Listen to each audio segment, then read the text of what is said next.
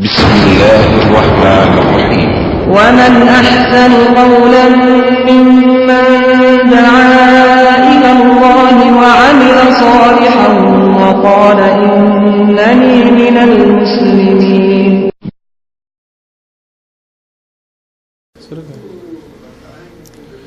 إن الحمد لله نحمده ونستعينه ونستغفره ونعوذ بالله من شرور أنفسنا ومن سيئات أعمالنا.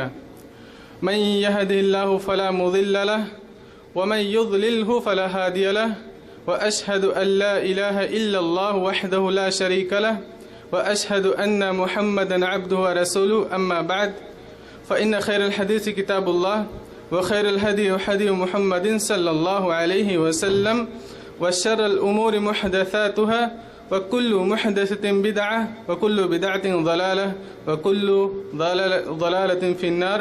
ثم أما بعد، أعوذ بالله من الشيطان الرجيم. وما خلقت الجن والإنس إلا ليعبدون. تمام قسم کی تعریف اس رب ذوالجلال سبحانہ و تعالیٰ کے لیے ہے جس نے ہم سب کو پیدا فرمایا، اور اس نے خاص انعام یہ کیا کہ ہمیں محمد صلی اللہ علیہ وسلم کی امت میں پیدا کیا. اور درود و سلام ہو، رحمتیں ہوں، برکتیں ہوں ہمارے پیارے نبی حضرت محمد بن عبداللہ صلی اللہ علیہ وسلم پر، جنہیں اللہ سبحانہ و تعالیٰ نے ساری کائنات کے لیے رحمت اور خیر و برکت کا باعث بنا کر مبعوث کیا. قابل احترام بزرگوں اور عزیز ساتھیوں، جیسا کہ آپ کے علم میں یہ بات موجود ہے کہ یہاں پر ہفتہ واری پروگرام کیے جاتے ہیں. آج کا طریقہ کار پروگرام کا یہ ہے کہ سب سے پہلے عمران بھائی قرآن پاک کی چند آیات کی تلاوت کریں گے، اور ان کے بعد عبد الرحیم بھائی احادیث مبارکہ آپ کے سامنے سنائیں گے. ان کے بعد جو مقرر خاص ہیں آج کے، وہ شیخ اخلاق بھائی ہیں. سب سے پہلے میں عمران بھائی کو دعوت دیتا ہوں کہ وہ آئیں، قرآن کریم کی چند آیات کی تلاوت کریں. عمران بھائی. السلام علیکم ورحمۃ اللہ وبرکاتہ. اعوذ باللہ من الشیطان الرجیم. بسم اللہ الرحمن الرحیم. اذا زلزلت الارض زلزالها وأخرجت الأرض أثقالها وقال الإنسان ما لها يومئذ تحدث أخبارها بأن ربك أوحى لها يومئذ يصدر الناس أشتاتا ليروا أعمالهم ومن يعمل مثقال ذرة خيرا يره ومن يعمل مثقال ذرة شرا يره. السلام علیکم ورحمۃ اللہ وبرکاتہ. جزاکم اللہ خیر. یہ تھے عمران بھائی جنہوں نے آپ کے سامنے اللہ کی توفیق سے جو اللہ تعالیٰ نے ان کے علم میں دی تھی وہ آپ کے سامنے تلاوت کی، اور اللہ سبحانہ و تعالیٰ تمام غلطیوں کو معاف کرنے والا ہے، درگزر کرنے والا ہے. اس کے بعد میں عبد الرحیم بھائی کو دعوت دیتا ہوں کہ وہ آئیں، جو انہیں تیاری کی ہے پیش کریں. السلام علیکم ورحمۃ اللہ وبرکاتہ. ان الحمد للہ نحمده ونستعینه ونستغفره ونعوذ باللہ من شرور انفسنا ومن سیئات اعمالنا. من يهده الله فلا مضل له ومن يضلل فلا هادي له، وأشهد أن لا إله إلا الله وحده لا شريك له، وأشهد أن محمدا عبده ورسوله. أما بعد، فإن خير الحديث كتاب الله، وخير الهدي هدي محمد صلى الله عليه وسلم، وشر الأمور محدثاتها، وكل محدثة بدعة، وكل بدعة ضلالة، وكل ضلالة في النار. أعوذ بالله من الشيطان الرجيم. بسم الله الرحمن الرحيم. وَلَقَدْ بَعَثْنَا فِي كُلِّ أُمَّةٍ رَسُولًا أَنِ اعْبُدُوا اللَّهَ وَاجْتَنِبُوا الطَّاغُوتَ. اے لوگو، ہر امت میں ایک رسول بھیجا گیا کہ لوگو تم صرف ایک اللہ کی عبادت کرو اور غیر اللہ کی بندگی سے بچو. رسول اللہ صلی اللہ علیہ وسلم فرماتے ہیں کہ صرف 2 آدمیوں پر رشد کیا جا سکتا ہے، ایک وہ شخص جسے اللہ تعالیٰ نے مال عطا کیا اور وہ اسے راہ حق میں خرچ کرے، دوسرا وہ شخص جسے اللہ تعالیٰ نے حکمت عطا کی اور وہ اس کے ساتھ فیصلہ کرے اور لوگوں کو اس کی تعلیم دیتا ہو۔ السلام علیکم ورحمۃ اللہ وبرکاتہ۔ جزاکم اللہ خیر۔ یہ عبدالرحیم بھائی تھے جو آپ کے سامنے ایک آپ صلی اللہ علیہ وسلم کی حدیث اور آپ کے سامنے ایک آیت مبارکہ تلاوت کی۔ اللہ سبحانہ و تعالیٰ سے دعا ہے کہ ہم سب کو کہنے اور سننے سے زیادہ جو بہت زیادہ اہمیت کی حامل ہے وہ عمل کرنے کی توفیق عطا فرمائے۔ شیخ صاحب کا حکم ہے کہ کچھ باتیں میں آپ کے سامنے رکھوں، اللہ کی توفیق سے جو میں نے سیکھا ہے وہ آپ کے سامنے رکھوں گا، اور میں یہ بھی جانتا ہوں کہ آپ لوگوں میں ایسے لوگ موجود ہیں جو اچھا خاصا اللہ کے رحم و کرم سے جانتے ہیں، لیکن پھر بھی آپ نے مجھ پہ احسان کیا کہ آپ لوگ اس پہ راضی ہیں کہ میں آپ کے سامنے کچھ بیان کروں۔ تو میں اللہ سبحانہ و تعالیٰ کے 99 نام ہیں، ان ناموں میں سے ایک نام ہے حلیم، اس کے بارے میں آپ کے سامنے کچھ باتیں پیش کروں گا۔ مثال کے طور پر اسلام کی بنیاد یعنی توحید پر قائم ہے، اور توحید کی 3 قسمیں ہیں: توحید ربوبیہ، توحید الوہیہ اور توحید اسماء و صفات۔ توحید ربوبیت، توحید الوہیت کو چھوڑ کر میں اسماء و صفات پہ کچھ نظر ڈالوں گا۔ اس پہ ایک اللہ سبحانہ تعالیٰ کا نام ہے حلیم، جس کا مطلب ہے بردبار۔ اصطلاحی معنی یہ کہہ سکتے ہیں کہ وہ حلیم جو عذاب دینے میں جلدی نہیں کرتا۔ اور ہمارے اس میں یہ ایسا نہیں ٹاپک ہے، اس میں بہت سے لوگ گمراہ بھی ہوئے ہیں، اور اس کے ذریعے سے بہت ساری تعویلات اور تمثیلات لوگوں نے بیان کی ہیں جو کہ ہمارے سلف صالحین صحابہ کرام سے ملتی نہیں ہیں۔ یہ علماء کرام کہتے ہیں جائز نہیں ہیں۔ ہم کو ان پہ ایمان لانا ہے اس طریقے سے جس طریقے سے اللہ کی کتاب میں بیان کیا گیا، اور آپ صلی اللہ علیہ وسلم نے ان ناموں کی جس طرح سے شرح کی ہے۔ بغیر تمثیل ہم کو ایمان لانا ہے، اللہ کے نام میں کوئی مثال نہیں دینی ہے۔ بغیر تعطیل، اس کو انکار بھی نہیں کرنا جو قرآن اور حدیث میں موجود ہے۔ بغیر تحریف، ان الفاظوں میں کوئی بھی تحریف نہیں کرنی ہے۔ یہ سب شرطیں ہیں اسماء و صفات کو سمجھنے اور اس پہ ایمان لانے میں۔ آپ کے سامنے میں اللہ تعالیٰ کا حلیم نام ہے، بردبار یعنی عذاب دینے میں جلدی نہیں کرتا۔ ایک حدیث مبارکہ سے آپ کو میں مثال دینا چاہتا ہوں، وہ سورہ بروج میں واقعہ موجود ہے۔ میں سورہ اس کا ترجمہ آپ کے سامنے پیش کرتا ہوں۔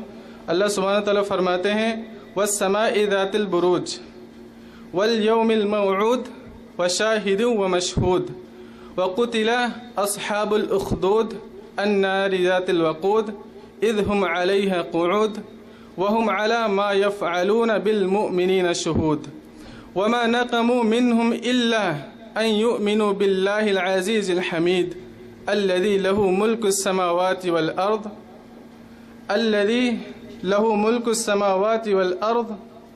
وَاللَّهُ عَلَى كُلِّ شَيْءٍ شَهِيدٌ إِنَّ الَّذِينَ فَتَنُوا الْمُؤْمِنِينَ وَالْمُؤْمِنَاتِ ثُمَّ لَمْ يَتُوبُوا پہ میں تھوڑی سی بات کروں گا کہ فَلَهُمْ عَذَابُ جَهَنَّمَ وَلَهُمْ عَذَابُ الْحَرِيقِ۔ اللہ سبحانہ تعالیٰ اس میں فرماتے ہیں برجوں والے آسمان کی قسم، اور آگے فرماتے ہیں وعدہ کیے ہوئے دن کی قسم یعنی یوم القیامہ۔ اللہ کا وعدہ ہے آنی ہے، اس کی قسم کھا رہے ہیں اللہ سبحانہ تعالیٰ۔ وشاہد و مشہود، حاضر ہونے والے اور حاضر کیے گئے کی قسم۔ قتل اصحاب الاخدود، کی خندقوں والے ہلاک کیے گئے۔ النار ذات الوقود، وہ ایک آگ تھی ایندھن والی۔ اذ ہم علیہا قعود، جبکہ وہ لوگ اس کے آس پاس بیٹھے تھے۔ وما نقموا منہم الا ان یؤمنوا باللہ العزیز الحمید، ان کا قصور یہ تھا آگ میں جلانے کا کہ یہ لوگ ان مسلمانوں سے کسی اور گناہ کا بدلہ نہیں لے رہے تھے۔ ان کو آگ میں کس لیے جلایا جا رہا تھا؟ سوائے اس کے کہ وہ اللہ غالب قابل ستائش ذات پر ایمان لائے تھے۔ یہ اصحاب الاخدود کون لوگ ہیں؟ یہ ہم کو کون بتائے گا؟ یہ ہمارے نبی محمد صلی اللہ علیہ وسلم ہم کو خبر دیں گے کہ یہ اصحاب الاخدود والے کون ہیں۔ یہ صحیح مسلم کی حدیث نمبر 3005 میں یہ حدیث مبارکہ بیان کی گئی ہے۔ وہ حدیث اس طریقے سے ہے کہ پہلے کے وقت میں ایک بادشاہ تھا، اس کے پاس ایک جادوگر تھا۔ وہ جادوگر بوڑھا ہو چلا تھا، تو اس نے بادشاہ سے کہا کہ میں تو بوڑھا ہو چلا ہوں، میری جگہ پہ کوئی دانش مند بچہ لایا جائے جس کو میں جادو سکھا سکوں۔ تو منادی کرا دی گئی شہروں میں، کریا میں، گاؤں میں، سب کہیں کہ کوئی ذہین بچہ ہو وہ یہاں پیش کیا جائے، اس کو جادو سکھانا ہے اور شاہی محل میں رہے گا وہ۔ تو اس میں سے ایک بچہ منتخب کیا گیا، وہ جادو سیکھنے لگا۔ جب وہ اپنے گاؤں سے آتا تو راستے میں ایک یہودی عالم رہتا تھا، اس ٹائم کا یہودی عالم۔ تو وہ راستے میں اس کو کئی باتیں بتاتا کہ تمہارا رب اللہ ہے، اس کے ذہن میں ڈالتا کہ زمین و آسمان کو پیدا کرنے والا ایک رب ہے۔ وہ سنتا چلا جاتا، دھیان نہیں دیتا، لیکن اس کے دماغ میں یہ بات کھٹکنے لگی کہ رب کون ہے جو زمین آسمان کو بنایا، جس نے اور زندگی اور موت بخشی، اور وہاں کے جو عوام ہے وہ کہتی ہے کہ یہ بادشاہ رب ہے۔ تو اس کے دماغ میں بات کھٹکنے لگی، لیکن وہ دھیان نہیں دیتا، وہ جادو سیکھنے چلا جاتا۔ لیکن وہ بچہ تھا، اس کے دل میں بات اتر گئی، اس کو باتیں اچھی لگنے لگی، تو روز ڈیلی بیٹھنے لگا ان کے پاس، عالم جو راستے ملتے تھے۔ عالم صاحب نے ایک بات یہ بھی بتا رکھی تھی کہ جو میں آپ کو سکھاتا ہوں کسی کو بتاؤ گے نہیں۔ اس بچے نے کہا ٹھیک ہے، نہیں بتاؤں گا۔ ایسے ہی چلتا رہا۔ پھر ہوا کیا کہ ایک بار ایسے بچہ جا رہا تھا، راستے میں دیکھا ایک بڑا سا جانور ہے جو کہ راستے کو اس نے روک رکھا ہوا ہے۔ آدھے پبلک ادھر ہے اور دوسری پبلک ادھر ہے، اور بیچ میں جانور ہے، راستہ پورا بند ہے۔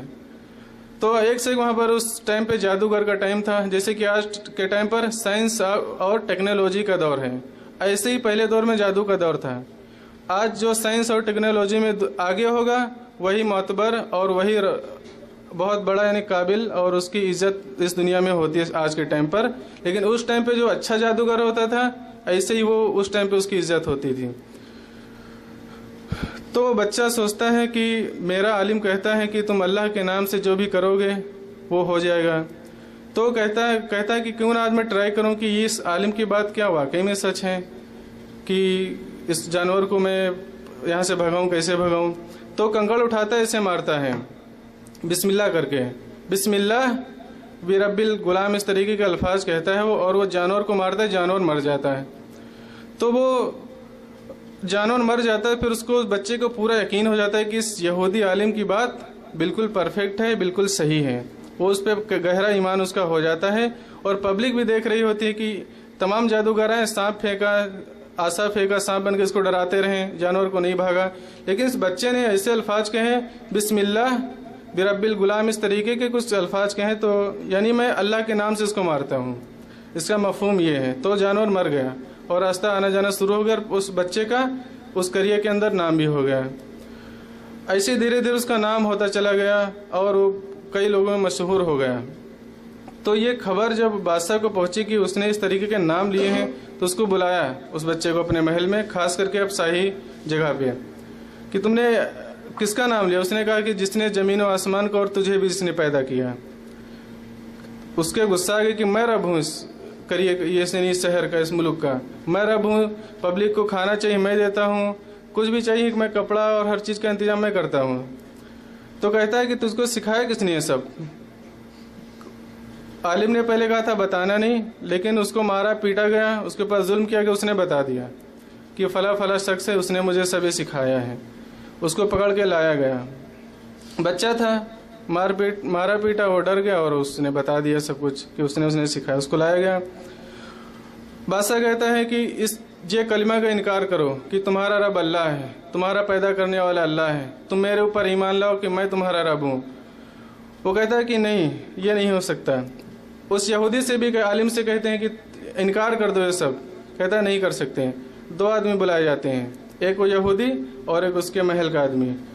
اس کے سامنے اس شخص کے اوپر یہاں سے آرا چلا دیا جاتا ہے، یہاں سے اس یہودی کے اوپر، یعنی جو دو تھے یہودی اور دوسرا آدمی، اس کو یعنی کاٹ دیا جاتا ہے سامنے اس کی کہ اب انکار کرو.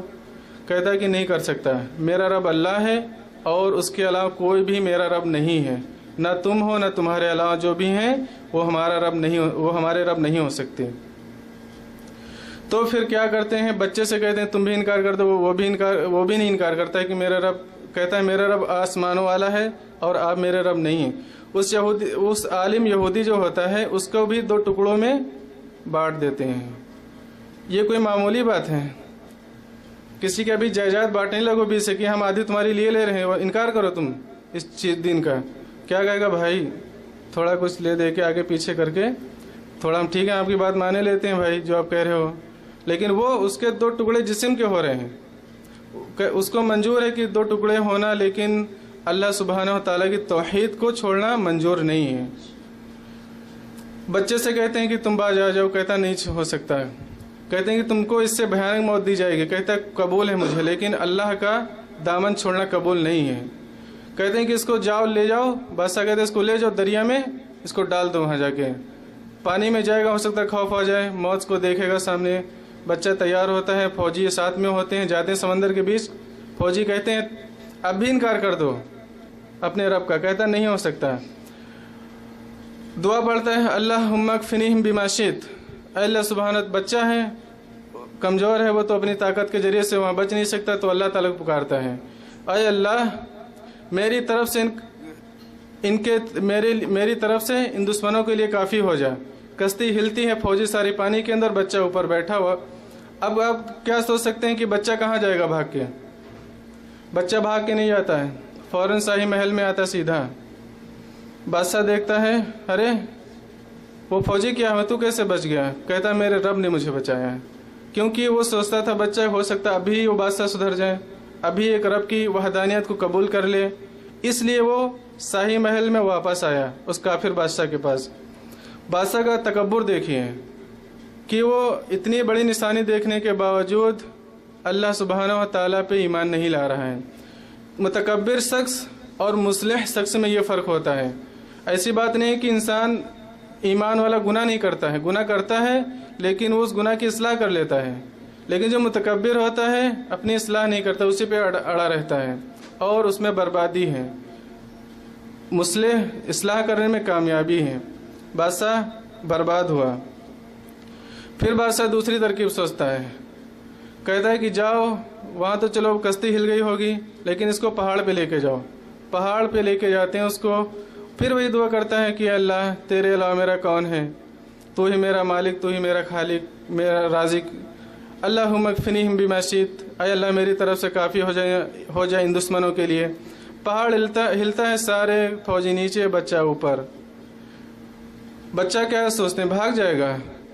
دل میں جب ایمان ہوتا ہے تو زندگی کی کوئی قدر نہیں ہوتی ہے، نہ ہی مال کی قدر ہوتی ہے، نہ خواہشات کی قدر ہوتی ہے. سیدھا پھر شاہی محل میں. بادشاہ دیکھ کے چونک جاتا ہے، کہتا ہے تم مجھے مارنا چاہتے ہو، میں تم کو طریقہ بتاؤں گا میرے یعنی موت کا. اب دیکھیے چھوٹا سا بچہ اپنی موت کا طریقہ بتا رہا ہے. انسان میں فطرت میں کیا ہے کہ اپنے بچنے کی ترکیب سوچتا ہے، لیکن وہ اس کی سوچ کتنی آگے ہے. عمر میں چھوٹا ہے لیکن اس کی سوچ بہت آگے ہے، جس کے بارے میں سوچنا بہت مشکل ہے کہ اتنی سوچ کیسے ہو سکتی ہے کہ کوئی اپنی زندگی کو، اپنی جان کو اس کے سامنے پیش کر رہا ہے. ترکیب بتا رہا ہے مجھے مارو گے کیسے، میں کیسے مروں گا. بادشاہ چوک جاتا ہے کہ ارے یہ ترکیب بتائے. ہاں بتاؤ جلدی سے. کہتا ہے کہ عوام کو اکٹھا کیا جائے، پبلک کے منادی کرا دی جائے کہ میدان میں ہم کو سولے پہ چڑھایا جائے، اور جو میرے پاس کمان میں تیر ہے اس تیر سے مارا جائے اور اللہ کے نام سے مارا جائے، جب میری ہلاکت واقع ہو جائے گی. بادشاہ یہی کراتا ہے. بادشاہ کہتا ہے اچھا موقع ہے، میں بھی یہی چاہتا ہوں کہ ہلاک ہو جائے، میری گدی اور میری ربوبیت بھی مجھ سے چھین جائے گی، ختم ہو جائے اس کا قصہ. لیکن بادشاہ سمجھ نہیں رہا کہ بچہ کہاں تک سوچ رہا. ساری عوام اکٹھا ہوتی ہے، چاروں طرف عوام لگی ہے اور موت کا اس کا انتظار ہے سب کو. بادشاہ چلاتا ہے تیر. بچے کی جو نصیحت ہوتی ہے کہ اللہ کے نام سے چلانا، اس نام سے نہیں چلاتا ہے، فیل ہو جاتا ہے بادشاہ، نہیں مرتا بچہ. پھر وہ بادشاہ کہتا ہے میں اس بچے کے رب کے نام سے میں اس کو مارتا ہوں. تیر مارتا ہے اور بچے کو جا کے سینے پہ لگتا ہے اور بچے کی وفات ہو جاتی ہے. آپ کیا سوچتے ہیں یہاں پر سے سارا معاملہ ختم ہو گیا؟ یہیں سے تو معاملہ شروع ہوگا. وہ جو عوام تھی وہ سارا کچھ دیکھ رہی تھی اور سن رہی تھی. ابھی تک بادشاہ کہتا تھا کہ میں تمہارا رب ہوں، لیکن اب کیا کہتا ہے کہ اس بچے کے رب کے نام سے میں مارتا ہوں. تو اس کا مطلب ہے جو بچہ کہتا ہے وہ سچ کہہ رہا ہے. پبلک کے دماغ میں یہ بات آتی ہے. جو اس نے اپنی مرضی سے چلایا تیر نہیں لگا، لیکن بچے کا رب سے چلایا نام سے چلایا، تیر چلانے میں کامیابی ہوئی اور موت واقع ہو گئی. تو بچے سارے پبلک کہنے لگتی ہے آمنت برب الغلام، آمنت برب الغلام. چاروں طرف سے آوازیں آ رہی ہیں کہ میں اس بچے کے رب پہ ایمان لایا، اس بچے کے رب پہ میں ایمان لایا. بادشاہ اور متکبر، جو وہ سوچ رہا تھا کہ میں بادشاہ یعنی رب بن کے رہوں، اس معاملے میں تو فیل ہو گیا. تو اتنا متکبر تھا بادشاہ. ابھی بھی وہ عبرت اس کے سامنے ساری عبرتیں پیش ہو گئی، اللہ نے سب کچھ اس کے سامنے پیش کر دی، لیکن وہ ایمان نہیں لایا اور باقی سارے ایمان لے. اس نے پھر کیا کیا؟ ابھی جو اصحاب الاخدود یعنی گھاڑیوں میں جو ڈالے گئے الناری ذات الوقود، وہ جو گھاٹی تھی وہ پوری آگ سے اس نے بھروائی، یعنی لمبی لمبی نہر کھدوا کے وہ پوری آگ سے بھروا کے اور سب کو اس میں جلا دیا. پھر ایک عورت اس میں ہوتی ہے جس کی گود میں چھوٹا بچہ ہوتا ہے. بچہ رونے لگتا ہے، ماں کی ممتا چھلک کر آنکھوں میں آ جاتی ہے، رک جاتی ہے ماں. بچہ گود میں ہے، اس کو اپنی فکر نہیں، ماں کو وہ اللہ کے لیے قربان ہو سکتی، کوئی مسئلہ نہیں، لیکن بچہ گود میں ہوتا یہ ہے کہ بچہ گواہی دیتا ہے کہ اے ماں کود جا، اس کے آگے کامیابی ہے. پھر آگے کس میں یہاں پہ یعنی قصہ ختم ہو گیا. پھر اللہ تعالیٰ نے اسے آگے آیت میں فرمایا ثم لم یتوبوا. یہ الفاظ علماء کے نزدیک اور تمام اہل دانش کے نزدیک بہت اہمیت کا حامل ہے. اللہ تعالیٰ کہتے ہیں کہ یہ میرے ولی تھے جن کو آگ میں جلائے گا. کیا وجہ تھی؟ یہی تو ان کی غلطی تھی کہ وہ ایک اللہ پہ ایمان لائے، ایک اللہ کے لیے انہوں نے اپنی جانیں دے دی.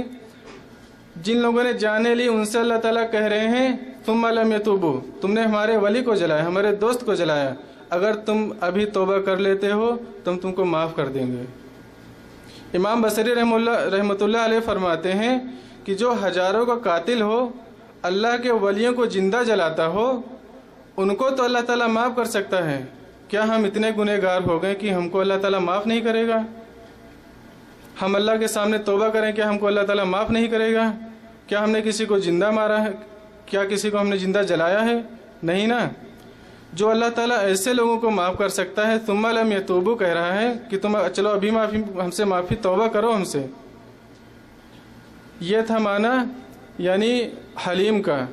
اگر اللہ تعالیٰ چاہتا تو ان کو فوراً پکڑ سکتا تھا، کیونکہ انہوں نے عام پبلک کو قتل نہیں کیا تھا، اللہ کے ولی کو قتل کیا تھا انہوں نے. لیکن پھر بھی اللہ تعالیٰ چونکہ حلیم ہے، بردبار ہے، عذاب دینے میں جلدی نہیں کرتا ہے، اس وجہ سے حلیم کی صفت کی وجہ سے اللہ تعالیٰ نے اپنے ولیوں کو قاتلوں کو سزا فوراً نہیں دی. اور آگے اللہ تعالیٰ جا کے فرماتے ہیں وَهُوَ الْغَفُورُ الْوَدُودُ، وہ تو بہت زیادہ معاف کرنے والا ہے، مغفرت کرنے والا ہے. دوسری بات کیا ہے کہ اللہ تعالیٰ اپنے بندے سے بہت زیادہ محبت کرنے والا ہے. چند کلمات سے میں اپنی بات کو ختم کر کے سیکھوں دعوت دوں گا. وہ کلمات یہ ہیں کہ اے انسان ذرا سوچ تو صحیح کہ کس قدر عظیم الشان بادشاہ حقیقی ہم جیسے حقیروں کو، ہم جیسے محتاجوں کو اپنی عبادت و فرما برداری کا حکم دے رہا ہے. اگر ہم اللہ سبحانہ و تعالیٰ کی عبادت کریں گے، اس کی فرما برداری کریں گے تو اس میں ہمارا ہی شرف ہے. اگر ہم اللہ تعالیٰ کی بات کو مانیں گے تو اس میں ہماری ہی عزت ہے. اگر ہم اللہ سبحانہ و تعالیٰ کی حقیقی معنوں میں اس کی صفات کو، اس کی صفات عالیہ کو اگر ہم پہچان لیں تو اس کے سامنے عاجزی انکساری کیے بغیر ہم نہیں رہ سکتے. اور اپنے دل میں ایمان کو پیوست اور راسخ کرنے کے لیے کچھ چیزیں بہت ضروری ہیں کہ ہم زمین اور آسمان میں اللہ تعالیٰ کی قدرت ذات اور اس کی عجائب میں غور و فکر کریں. اگر ہم یہ سب غور و فکر کر کے اللہ کی عبادت کریں گے، اللہ کے کلام کی تلاوت کریں گے، تو ہم کو 2 چیزیں ملنا لازم ہیں۔ ہم کو یہ محسوس ہوگا قرآن کو تلاوت کرتے وقت کہ اللہ تعالی ہم سے مخاطب ہے، مخاطب ہو کر کچھ باتوں سے ہم کو روک رہا ہے اور کچھ باتوں سے ہم کو کچھ باتوں کا مجھے حکم کر رہا ہے اور کچھ باتوں سے منع کر رہا ہے۔ تو دل میں ایمان راسخ کرنے کے لیے آسمانوں اور زمین میں جو بھی اللہ تعالیٰ کی مخلوقات ہیں ان میں ہم کو غور و فکر کرنا چاہیے۔ اب میں شیخ صاحب کو دعوت دیتا ہوں کہ وہ آئیں، اپنی بات کو ہم لوگ کے سامنے رکھیں۔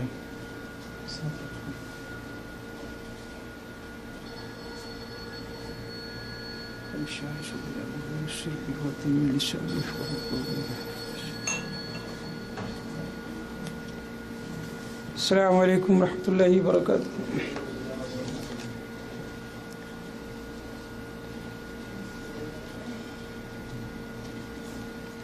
ان الحمد للہ نحمده ونستعینه ونستغفره ونؤمن به ونتوکل علیہ ونعوذ باللہ من شرور انفسنا ومن سیئات اعمالنا من يهده الله فلا مضل له ومن يضلل فلا هادي له واشهد ان لا اله الا الله وحده لا شريك له واشهد ان محمدا عبده ورسوله اما بعد فان خير الحديث كتاب الله وخير الهدي هدي محمد صلى الله عليه وسلم وشر الأمور محدثاتها وكل محدثات بدعة وكل بدعة ضلالة وكل ضلالة في النار۔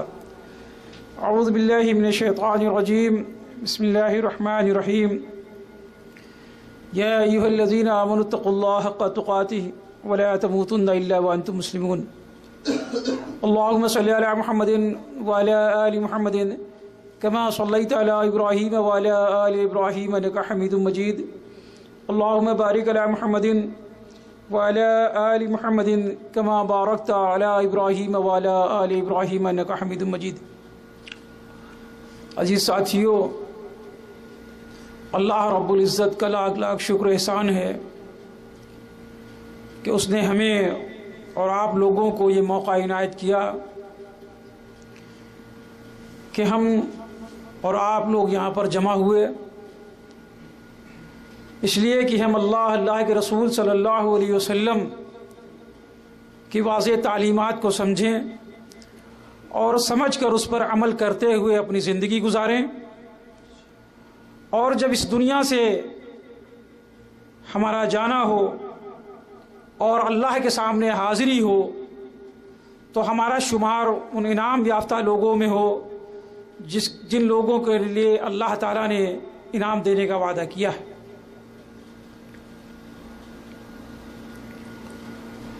ابھی آپ لوگوں نے جو اصحاب اخدود کا واقعہ سماعت فرمایا ہے، یہ وہ اہل ایمان لوگوں کا گروہ تھا جن کا ذکر اللہ تعالیٰ نے قرآن مجید کے اندر کیا ہے، جس کے بارے میں کسی شاعر نے کہا کہ بے خطر کود پڑا آتش نمرود میں ایمان۔ تو ایمان جو ہے، اگر انسان کے اندر ایمان قوی ہے اور ایمان کی بنیاد مضبوط ہے تو دنیا کی وہ تمام آزمائشوں سے وہ گزر جاتا ہے، پھر اس کی کوئی چیز مانے نہیں آتی ہے، اللہ کی ایمان کے آگے کوئی چیز رکاوٹ نہیں بنتی۔ لیکن اگر انسان کے اندر ایمان کمزور ہے اور ایمان کو وہ سمجھ نہیں سکا ہے تو پھر ہر لمحہ اس کے اندر یہ خطرات پیدا ہونے کی امید ہے کہ وہ سیدھے راستے سے ہٹ جائے، شیطان اس کو اپنے پھندوں میں ورغلاتا رہے، اور اللہ کو جو ایمان محبوب ہے، اللہ کو جو اس سے چاہتا ہے، وہ اس سے دوری بنا دے۔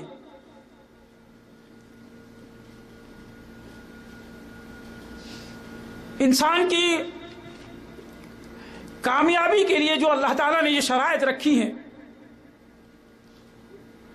ان شرائط کے دو اسباب ہیں، دو شرطیں ہیں اللہ کے لیے. اللہ نے ان کو دو ناموں سے تعبیر کیا ہے کہ اگر تم کامیابی چاہتے ہو، اللہ تعالیٰ نے جو دنیا کے اندر تمہیں بھیجا ہے اور ایک کامیاب زندگی گزارنا چاہتے ہو، پھر اس کے بعد جو نہ ختم ہونے والی زندگی یوم آخرت سے شروع ہونے والی ہے، اگر کامیاب زندگی چاہتے ہو تو دو شرطیں ہیں ہماری، ان دو شرطوں کو اپنانا ہوگا. ان دو شرطوں میں ایک شرط ہے کہ الا الذین آمنوا، اور دوسری شرط ہے وعملوا الصالحات. جب تک کہ آپ یہ دو شرطیں قبول نہیں کریں گے، ان کو مانیں گے نہیں، آپ کامیاب زندگی نہیں پا سکتے. آپ دیکھیں کہ دنیا کے اندر مختلف تنظیمیں کام کر رہی ہیں، مختلف لوگ اچھے کام کر رہے ہیں. کوئی یتیموں اور بیواؤں کا خیرخواہ ہے کہ ہم ان کے اخراجات پورے کرنے کے لیے ادارے کھول دیے ہیں. کوئی مصیبت اور آفات کے وقت ادارے بنائے ہوئے کہ ہم ان کی مدد کریں گے. یہ سارے نیک کام ہیں، اچھے کام ہیں، لیکن ان اچھے اور نیک کاموں کے لیے اللہ تعالیٰ نے جو شرط رکھی ہے وہ اس شرط سے باہر ہے. جس طریقے سے دیکھیں کہ ہمارے ہندوستان کے اندر مدر ٹریسا نے ایک ٹرسٹ قائم کیا کلکتہ کے اندر، اور آپ لوگ جانتے ہیں کہ اس نے کتنا بڑا ہندوستان کے اندر کام کیا اور اس کو میڈل ملے کہ وہ جب بھی کہیں پر کوئی لاچار اور کوئی مجبور کو دیکھتی تھی تو وہ لے جا کر اپنے ٹرسٹ میں اس کو بھرتی کرتی تھی اور پوری اس کے اخراجات اس ٹرسٹ سے والے جو ہے اٹھاتے تھے. دنیا کی نظر میں، اہل ثروت کی نظر میں یہ ایک عظیم کام تھا، ایک بڑا کام تھا. دنیا کے لوگوں نے اس کو، اس کام کو بہت سراہا. مختلف حکومتوں نے اس کو انعامات اور میڈل دیے، اور یہ وہ کام ہے کہ ہمیں اسلام بھی اس کام کو کرنے کی اجازت دیتا ہے، حکم دیتا ہے. لیکن اس کام کرنے کے لیے اللہ تعالیٰ نے جو شروط رکھی ہیں وہ شروط اس کے پاس نہیں پائی جاتی تھی کہ اگر وہ اللہ کو ایک مالک تسلیم کر لیتی، اللہ کے اوپر ایمان لے آتی، اللہ کو اپنا مالک تسلیم کر لیتی، تو یہ اس کا وہ عظیم کام اللہ کے لیے مطلوب ہوتا اور اللہ تعالیٰ اس کے عوض میں اس کو بدلہ دیتا. لیکن اسلام کی نظر میں یا اللہ کی نظر میں جو نبی اکرم صلی اللہ علیہ وسلم نے جو پیغام دیا ہے، اس کی نظر میں یہ کام جو دنیا والوں کے لیے ایک عظیم کام تھا، بڑا کام تھا، اللہ کے نزدیک اس کی کوئی ویلیو نہیں، کوئی وقار نہیں. اسلام نے ایسے کام کو کوئی اہمیت نہیں دی، چاہے جتنا بڑا کام آپ کرتے ہو. دنیا کے اندر تمام مختلف تنظیمیں ہیں. یو این او کے اندر آپ دیکھیں کہ یو این او میں مختلف نام سے مختلف تنظیمیں کام کر رہی ہیں، جو صرف اس لیے ہے کہ دنیا کے اندر کہیں پر کسی انسان پر کوئی حادثہ آتا ہے، کسی قوم پر کوئی حادثے آتے ہیں، اور وہ اپنے پیسے کے دہانے وہاں کھول دیتے ہیں. ان کی امداد کے لیے میڈیکل سے لے کر ان کی جو ضروریات زندگی ہے تمام چیزیں وہ مہیا کر دیتے ہیں. یونیسیف ایک محکمہ ہے یو این او کے اندر، اس کا کام ہے کہ اگر کہیں پر دنیا کے اندر کوئی مصیبت، کوئی آلات، کوئی زلزلہ، کوئی سیلاب آ جائے تو وہ ادارہ جا کر وہاں پر ان انسانوں کی مدد کرتا ہے جو اس سے متاثر ہوتے ہیں. لیکن اللہ کے نزدیک کیا یہ عمل قابل قبول ہے سوچنے کا مقام ہے. اللہ نے شرط لگائی ہے، عمل تو نیک ہے، کام وہ نیک ہے، لیکن اللہ تعالیٰ نے شرط لگائی ہے کہ الا الذین آمنوا، ہم تمہارے عمل کو جب قبول کریں گے، جب الا الذین آمنوا تم ہم پر ایمان لاؤ گے، اور جب تک تم ایمان نہیں لاؤ گے، جب تک تمہارا کوئی عمل صالح نہیں ہوگا، ہم اس کو قبول کرنے والے نہیں. اسی طریقے سے دیکھیں آپ 1400 سال پہلے چلیں کہ مکہ کا ایک واقعہ ہے، ابن جدعان جو مکہ کے عظیم رئیسوں میں شمار ہوتا تھا اس کا، اور وہ حاجیوں کی خدمت کرتا تھا. حاجیوں کی خدمت کرنا ایک ثواب ہے، عظیم ثواب ہے. آج بھی لوگ خدمت کر رہے ہیں، آج بھی ثواب ہے، آج بھی نیکی بٹورنے کا ایک ذریعہ ہے. اور ابن جدعان اس وقت اتنے بڑے کام کرتا تھا حاجیوں کے لیے کہ اپنی طرف سے تمام حاجیوں کی دعوتیں کیا کرتا تھا، اور بہترین سے بہترین کھانے پکواتا تھا، اور ان کے تمام اخراجات بھی پورے کرتا تھا. لوگ متمنی رہا کرتے تھے کہ ابن جدعان کے دسترخوان پر ہمیں بھی دعوت مل جائے. اتنے اچھے اور بہترین کھانے وہ کھلاتا تھا حاجیوں کو. کتنا اچھا عمل تھا. حاجیوں کو اللہ کے مہمانوں کی ضیافت کرنا ایک فخر کی بات ہے کہ کسی کو اللہ کے مہمانوں کی ضیافت مل جائے، خدمت کرنے کا موقع مل جائے، تو یہ فخر کی بات ہے. لیکن اس فخر کو، اس کام کو اللہ کے رسول صلی اللہ علیہ وسلم سے سوال کیا گیا. حضرت عائشہ رضی اللہ عنہ نے ایک بار سوال کیا کہ اے اللہ کے رسول صلی اللہ علیہ وسلم، ابن جدعان تو بہت نیک کام کرتا تھا، حاجیوں کی خدمت کرتا تھا، حاجیوں کو کھانا کھلاتا تھا، تو کیا یہ اس کا عمل اللہ کے وہاں قابل قبول ہے؟ اللہ کے رسول صلی اللہ علیہ وسلم نے کہا کہ اس کا کوئی بھی عمل اللہ کے وہاں قابل قبول نہیں ہے. کیوں؟ کہ اس نے اللہ کو اپنا مالک تسلیم نہیں کیا، اللہ کے اوپر وہ ایمان نہیں لایا.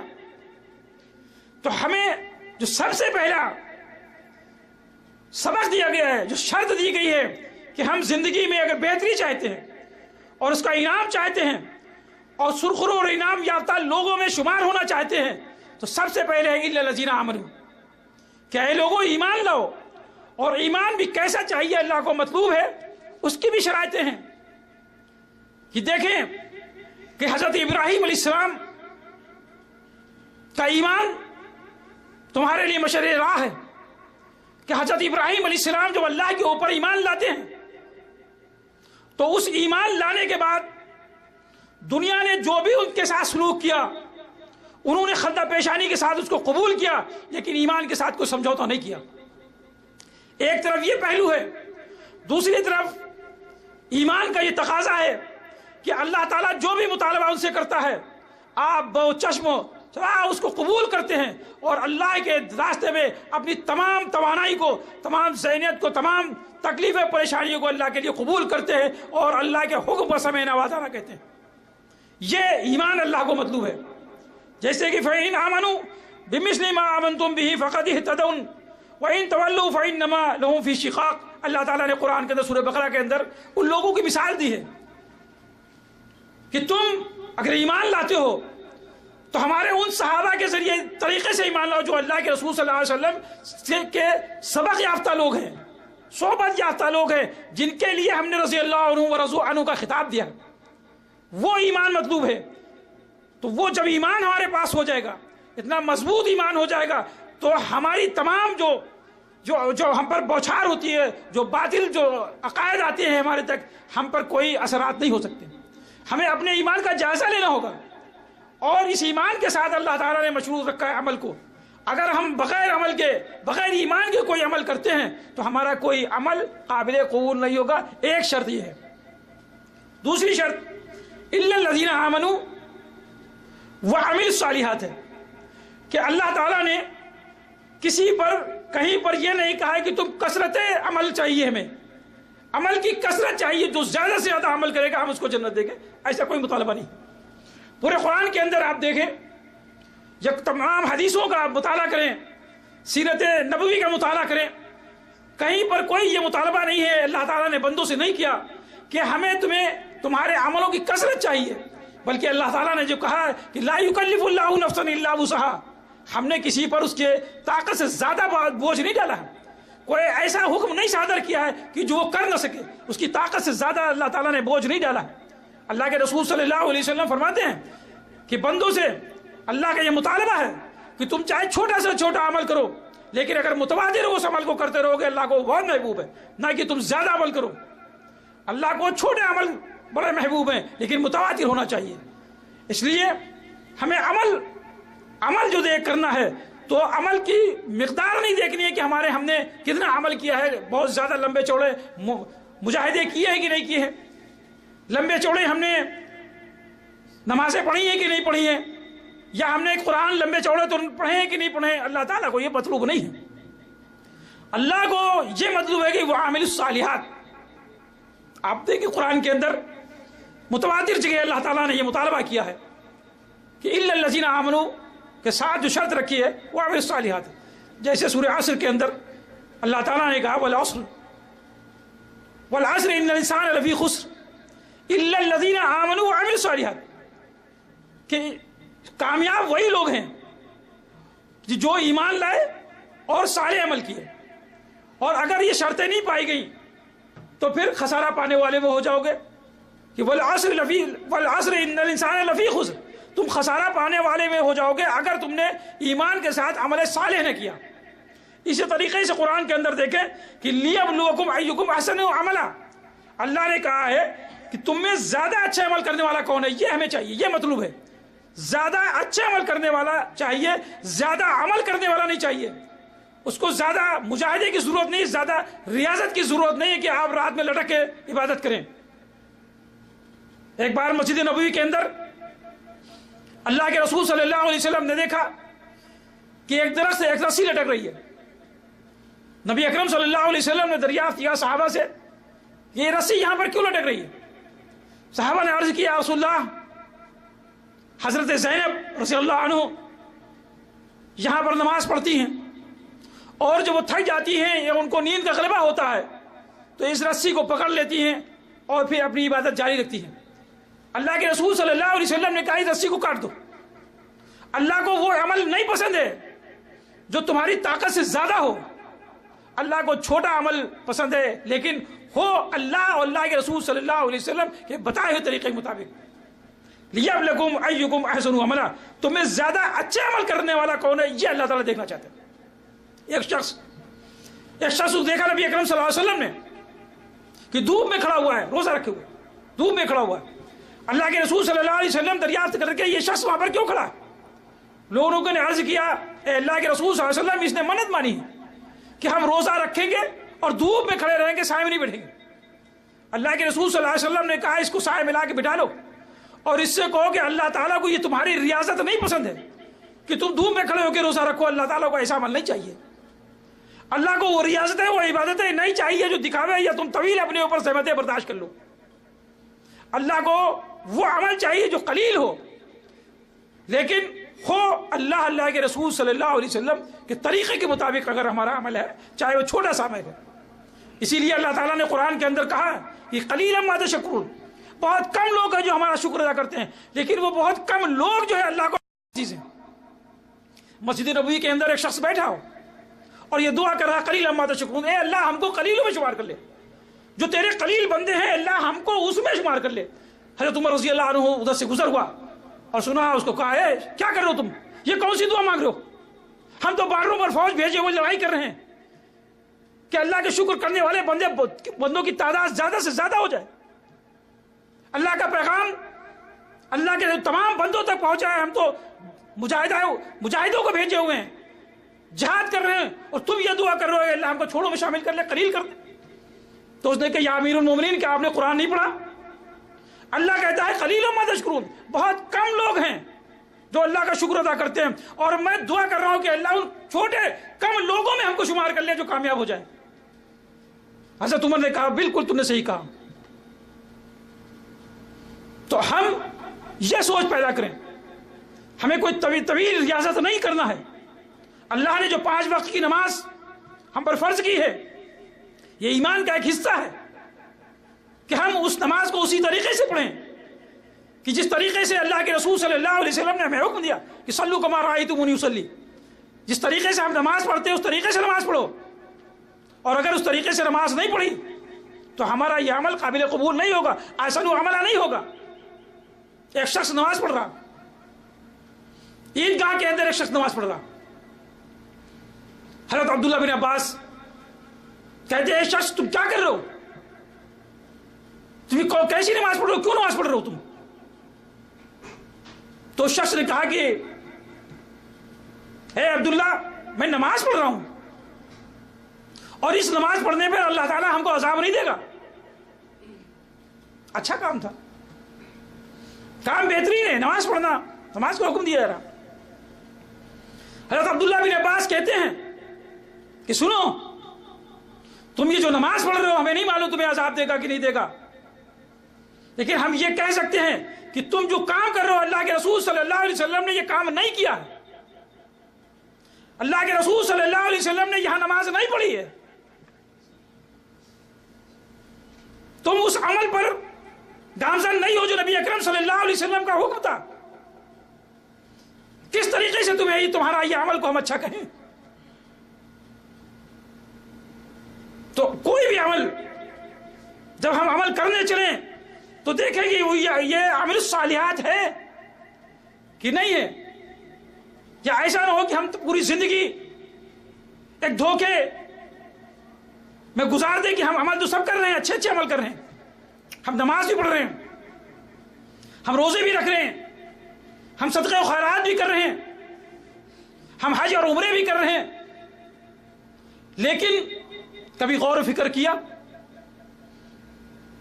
کہ ہم نے یہ جو عمل کیا یہ اللہ کے رسول صلی اللہ علیہ وسلم کے بتائے ہوئے طریقے کے مطابق ہے کہ نہیں ہے؟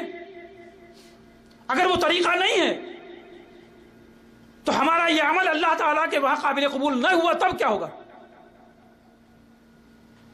تب ہم خسارہ پانے والوں میں ہو جائیں گے، اور پھر وہاں ہمارا کوئی مددگار نہیں ہوگا، ہمیں کوئی دوبارہ موقع اللہ نہیں دے گا کہ تم سے یہ غلطیاں ہو گئی، تم شعوری طور پر نہیں سمجھ پائے، لہٰذا ہم تمہیں دوبارہ چانس دیتے ہیں، تم اپنے عملوں کو صحیح کر کے آؤ، ایسا نہیں ہوگا۔ اسی طریقے سے متعدد جگہ لیا، ایک جگہ ہے کہ لنبلوہم ایہم احسن عملا، کہ کون زیادہ اچھے عمل کرنے والا ہے، ایک جگہ ہے کہ تم میں زیادہ اچھے عمل کرنے والا کون ہے، اور ایک جگہ ہے کہ تم میں کون زیادہ اچھا عمل کرنے والا ہے، یہ دونوں کو اللہ تعالیٰ نے خطاب کیا ہے۔ پھر ایک جگہ ہے کہ ان لا نضيع اجر من احسن عملا، انہوں نے نیک اعمال کیے تو ہم اچھے عمل کرنے والوں کا اجر ضائع نہیں کرتے ہیں۔ اب اچھا عمل کیسے ہوگا، ہمیں کیسے پتہ چلے گا کہ ہمیں یہ اجر، ہم نے جو عمل کیا ہمیں اجر ملے گا کہ نہیں ملے گا، یہ کیسے معلوم ہوگا؟ کس طریقے سے ہمارے پاس کیا شعور ہے، کیا میزان ہے؟ تو اس کے لیے ہمیں سب سے پہلے علم کو حاصل کرنا پڑے گا۔ اگر ہم نے یہ کوتاہی نہ چھوڑی اور اس علم کو ہم نے نظر انداز کر دیا تو پھر ہمارے عمل جو ہیں، عملوں کی گارنٹی کوئی نہیں لے سکتا۔ گارنٹی اگر کوئی لے گا تو یہ قرآن اور نبی کریم صلی اللہ علیہ وسلم کی وہ احادیث ہیں جو گارنٹی دیں گی آپ کو کہ یہ تمہارا عمل جو ہے عمل حسنہ ہے، اس کا اجر اللہ تعالیٰ دے گا۔ لیکن اگر لاشعوری طور پر ہم عمل کرتے رہے تو لاشعوری طور پر کا عمل ہمیں خسارے میں ڈال دے گا۔ جس طریقے سے ہم دنیاوی کام کو اہمیت دیتے ہیں کہ کوئی بھی جب کام کرتے ہیں تو شعوری طور پر کرتے ہیں، اس کو لاشعوری طور پر کرنے سے جانتے ہیں کہ خسارہ ہو جائے گا، ہم کامیاب نہیں ہو سکتے۔ اسی طریقے سے ہمیں علم کو حاصل کرنا ہے، اور جو علم کے ذریعے سے اللہ تعالیٰ نے جو ہمیں فضیلت دی ہے، آپ سوچ سکتے ہیں کہ آخر اس انسان کو کیوں فضیلت دی گئی، اس میں ایسی کون سی خصوصیت ہے، کیا وجہ تھی کہ آدم علیہ السلام کے سامنے تمام فرشتوں کو اللہ تعالیٰ نے حکم دیا کہ آدم علیہ السلام کو سجدہ کرو؟ آخر کیا وجہ تھی، کون سی ایسی خصوصیت اللہ تعالیٰ نے آدم علیہ السلام کو دی تھی کہ جو تمام فرشتوں سے سجدہ کرا دیا؟ جیسے کہ اللہ تعالیٰ نے قرآن کے اندر فرمایا ہے کہ یرفع اللہ الذین آمنوا منکم والذین اوتوا العلم درجات واللہ بما تعملون خبیر، جو تمہیں ایماندار ہیں یعنی جو تمہیں ایمان لائے ہیں اور جن کو علم دیا گیا ہے، اللہ ان کے درجات بلند کرے گا۔ تو آدم علیہ السلام کو اللہ تعالیٰ نے وہ علم دیا تھا جو علم اللہ نے دوسروں کو نہیں دیا تھا۔ تو اس علم کی بنیاد پر اللہ تعالیٰ نے فرشتوں سے سجدہ کرایا تھا کہ آدم علیہ السلام کے پاس جو علم ہے وہ تمہارے پاس نہیں ہے۔ جس طریقے سے کہا، جب فرشتوں نے کہا کہ اللہ تم کیوں پیدا کرتے ہو، یہ تو دنیا کے اندر فساد برپا کر دے، تو اللہ تعالیٰ نے کہا کہ تم نہیں جانتے ہو جو کچھ ہم جانتے ہیں، انی اعلم ما لا تعلمون، کہ جو ہم جانتے ہیں تم نہیں جانتے ہو۔ تو فرشتوں کا جو آبجیکشن تھا، تو اللہ تعالیٰ نے کہا کہ یہ سامان، یہ چیزیں رکھی، ان کے نام بتاؤ، تو فرشتے نہیں بتا پائے۔ تو جب آدم علیہ السلام کو جب حکم ہوا تو آدم علیہ السلام نے ان چیزوں کے نام بتا دیے۔ تو اللہ نے آدم علیہ السلام کو وہ علم دیا تھا جو فرشتوں کو علم نہیں تھا۔ اس علم کی بنیاد پر آدم علیہ السلام کو وہ فضیلت دی گئی کہ تمام فرشتوں سے سجدہ کرا دیا گیا، للملائکۃ اسجدوا فسجدوا الا ابلیس، کہ وہاں ابلیس تھا اور اس نے سجدہ نہیں کیا۔ پھر آگے دیکھیں کہ وَلَقَدْ كَرَّمْنَا بَنِي آدَمَ وَحَمَلْنَاهُمْ فِي الْبَرِّ وَالْبَحْرِ، کہ یقیناً ہم نے اولاد آدم کو بڑی عزت دی ہے اور انہیں خشکی اور تری کی سواریاں دی ہیں۔ یہ آیت کے اندر اللہ تعالیٰ انسانوں کا ذکر کر رہا ہے کہ ہم نے وہ فضیلت جو آدم علیہ السلام کو دی تھی، علم کی بنیاد پر دی تھی، اسی علم کی بنیاد پر بنی آدم کو ہم وہی مقام اور وہی فضیلت آج بھی دے رہے ہیں کہ اگر وہ علم کو حاصل کر لے اور جو علم ہم نے دیا ہے قرآن کی شکل میں اگر اس کو حاصل کرتا ہے۔ عبداللہ بن مسعود رضی اللہ عنہ فرماتے ہیں کہ اگر کوئی شخص چاہتا ہے کہ ہم علم حاصل کریں اور علم نافع حاصل کریں، فائدہ مند علم حاصل کریں، تو وہ قرآن کو پڑھے اور قرآن کا ترجمہ پڑھے۔ اگر قرآن چھوڑ کر کوئی علم حاصل کرنا چاہتا ہے تو وہ کامیابی کی ضمانت اس کے پاس نہیں ہے، وہ کتنا بڑا دنیا کا کیوں نہ کوئی عہدہ لے لے۔ اگر وہ کامیاب زندگی چاہتا ہے تو کامیابی کی گارنٹی صرف قرآن کے اندر ہے، اور قرآن کو چھوڑ کر اگر ہم کوئی علم حاصل کرنا چاہیں گے تو کوئی کامیابی کی ہمارے پاس کوئی گارنٹی لینے والا نہیں۔ آپ دیکھیں، آپ بڑے سے بڑا سائنسداں ہیں، کیا اس کی کوئی گارنٹی سائنس نے لی ہے کہ تم نے اس دنیا کے اندر ترقی کے لیے بہت دماغ لگایا، بنی نوع انسان کے لیے فائدے کے لیے بہت سی چیزیں ایجاد کی ہیں، تمام سائنس نے زمین سے لے کر اور آسمان تک کے لیے چاند تک وہ تمام چیزیں عبور کر کے وہاں پر پہنچ چکا، لیکن کیا اس سائنس نے اس سے گارنٹی لی ہے کہ تم اتنی ترقی پر آ گئے ہو کہ چاند پر پہنچ گئے ہو، لہٰذا ہم گارنٹی لیتے ہیں کہ مرنے کے بعد بھی تم کامیاب ہو جاؤ گے؟ کوئی گارنٹی نہیں، سائنس نے ایسی کوئی گارنٹی نہیں لی۔ آپ دیکھیں علم فلسفہ جو یونان کی ایجاد ہے، ایک سے ایک بڑا فلسفی پیدا ہوا دنیا کے اندر اور بڑے بڑے نام کمائے، بڑی بڑی چیزیں ایجاد کی اس کو طب کے میدان میں، انسانوں کی بھلائی کے لیے انہوں نے تمام کام دیے جو اس کی زندگی سے جڑے ہوئے ہیں، ان کی پریشانیوں اور مصیبتیں، ان کی بیماریوں میں وہ کام ہے۔ لیکن کیا اس طب نے، اس فلسفے نے ایسی کوئی ضمانت لی ہے ان کی؟ اس علم نے کوئی ضمانت لی، ان کی کوئی گارنٹی دی ہے کہ مرنے کے بعد تم کامیاب ہو جاؤ گے؟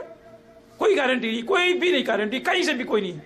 ایک بھی کسی فلاسفر کا، کسی فلسفی کا ایک قول کسی کے اندر، کتاب کے اندر نہیں پا سکتے ہو کہ اس کو یہ گارنٹی دی گئی ہو کہ تم نے جو اس میدان کے اندر جو کامیابی پائی ہے، جو لوگوں کی خدمت کی ہے، اس خدمت کا صلہ تم کو یہ ملے گا، کوئی گارنٹی نہیں۔ اسی طریقے سے آپ میڈیکل کے اندر ہیں، ڈاکٹر دیکھیں، ایک سے بڑا ڈاکٹر پڑا ہوا، آپ کی بھلائی کے لیے وہ کام کر رہے ہیں، وہ اس میدان کے اندر اتنے آگے نکل گئے کہ آپ کو تمام ڈیمیج پارٹس کو ترتیب دے کر اصلاحی بنا دیتے ہیں، آپ کے کام کے لائق بنا دیتے ہیں۔ لیکن اس طب نے، اس میڈیکل لائن نے ان کو کیا ضمانت دی، کوئی گارنٹی دی کہ تم نے اتنے بڑا کام بنی نوع انسان کے لیے کر رہے ہو اور مرنے کے بعد تم کو یہ میڈیکل کامیاب زندگی دے گی؟ ہے کوئی ضمانت؟ کوئی ضمانت نہیں ہے۔ اسی طریقے سے آپ کسی شعبے کے اندر نظر دوڑائیں اور کامیابی کی ضمانت مانگے تو کوئی کامیابی کی ضمانت دینے والا نہیں. آپ بزنس مین کو دیکھیں جو دنیا کے اوپر دبدبہ قائم کیے ہوئے ہیں, اپنے بزنس کا سکہ ہے اور پوری ملٹی کمپنیاں بنائے ہوئے ہیں اور انٹرنیشنل پیمانے پر وہ اپنا نام پیدا کریں, لیکن کیا وہ بزنس ان کی ضمانت لیتی ہے کہ مرنے کے بعد جو تمہاری یہ بزنس ہے, جو تمہارا یہ سرمایہ ہے, تمہیں ضمانت دیتا ہے کہ کامیاب ہونے کے بعد تمہیں ہم ضمانت دیتے ہیں کہ کامیاب ہو جاؤ گے؟ کوئی بزنس مین آج تک کے ایسے کوئی بھی کہیں سے ایک لفظ نہیں پا سکتے. جو بزنس کے اوپر سبجیکٹ کے اوپر جو پڑھتے ہیں, آپ ان سے پوچھیں کہ تم نے بزنس سبجیکٹ جو پڑھا ہے کیا اس کے اندر کوئی ایسا قول ہے کہ جو ہمیں مرنے کے بعد ضمانت دیتا ہو, ہم کہ دنیا کما کے اس کے بعد ہمیں ضمانت ملے گی؟ نہ آپ کے سیاست میں ہے کہ آپ جو سیاست کا دیکھے پڑھیں اس پوری سیاست کے اندر ایک جملہ نہیں پائیں گے, چاہے بہترین سے بہترین آپ حکمراں کیوں نہ ہو جائیں, کچھ بھی ہو جائے, لیکن اس دنیا کے جانے کے بعد آپ کو سیاست آپ کو کیوں رہنمائی نہیں کر سکتی؟ اگر کوئی رہنمائی کرنے والی کی ہے تو یہ ہے ذالک الکتاب لا ریب فیہ ھدی للمتقین. آپ کی ہدایت کے لیے, آپ کو متقی بنانے کے لیے اللہ تعالیٰ نے کلام نازل کیا ہے. آپ اس کی اہمیت کو سمجھیں. یہ ایسے ہی نہیں بھیج دی گئی, یہ فارمیلٹی کے طور پر اللہ تعالیٰ نے نہیں نازل کیا. وہ دور آپ دیکھیں, یاد کریں کہ مکہ کے لوگ جو تعلیم سے دور تھے, جانتے نہیں تھے کہ تعلیم کیا ہے, اور ان کی کوئی ضمانت نہیں تھی. دنیا کے کوئی معاشرہ ان کو قبول کرنے کے لیے تیار نہیں تھا. تاریخ کے اندر آپ دیکھیں کہ وہی صحابی جب دوسری مملکت میں گئے ہیں تو ان لوگوں کے جو سوال ہیں, جو طنز ہے, دیکھیں کہ تم عرب کے چرواہے, تم ہم پر حکومت کرنے آئے ہو, تم کیا جانو تہذیب و تمدن, تمہیں کیا معلوم تعلیم کیا چیز ہے, تم ہم پر آئے ہو قابض ہونے. کیوں کہتے تھے؟ وہ جانتے تھے کہ عرب قوم اس کے پاس تعلیم نہیں ہے, یہ جاہل قوم ہے, یہ تہذیب و تمدن سے بہت دور ہے. لیکن جس وقت اللہ کے رسول صلی اللہ علیہ وسلم نے ان کو قرآن کی تعلیم دی,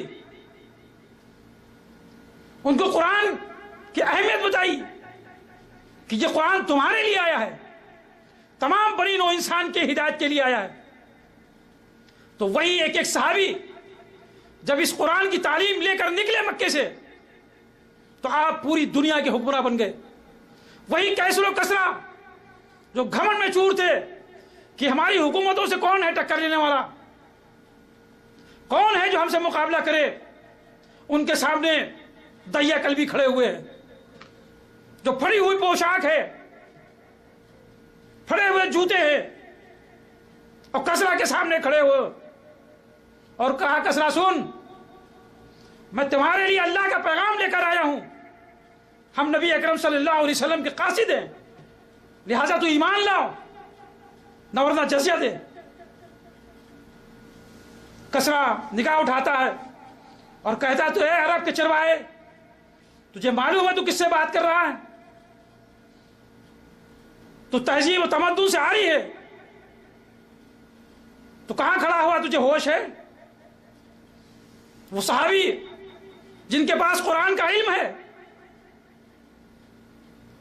اور قرآن کو انہوں نے سمجھا ہے اور اپنے ایمان کو قرآن سے سجایا ہے, تو کہتے ہیں کہ سن کسرا, میں محمد صلی اللہ علیہ وسلم کا قاصد ہوں, میں نے ایک اللہ کے اوپر ایمان لایا ہوں اور اسی ایک اللہ کی تجھے دعوت دیتا ہوں.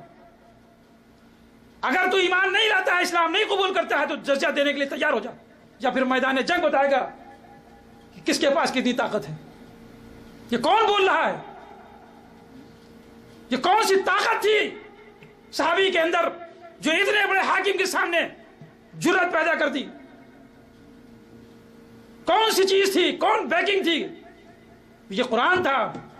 قرآن نے ان کو یہ طاقت دی تھی کہ اے عرب کے وہ لوگوں, تم اس قرآن کو اپنا لو, اس قرآن کو قبول کر لو، اس قرآن کو سمجھ لو، ہم تمہیں پوری دنیا کی سلطنت تمہارے قدموں پہ ڈال دیں گے.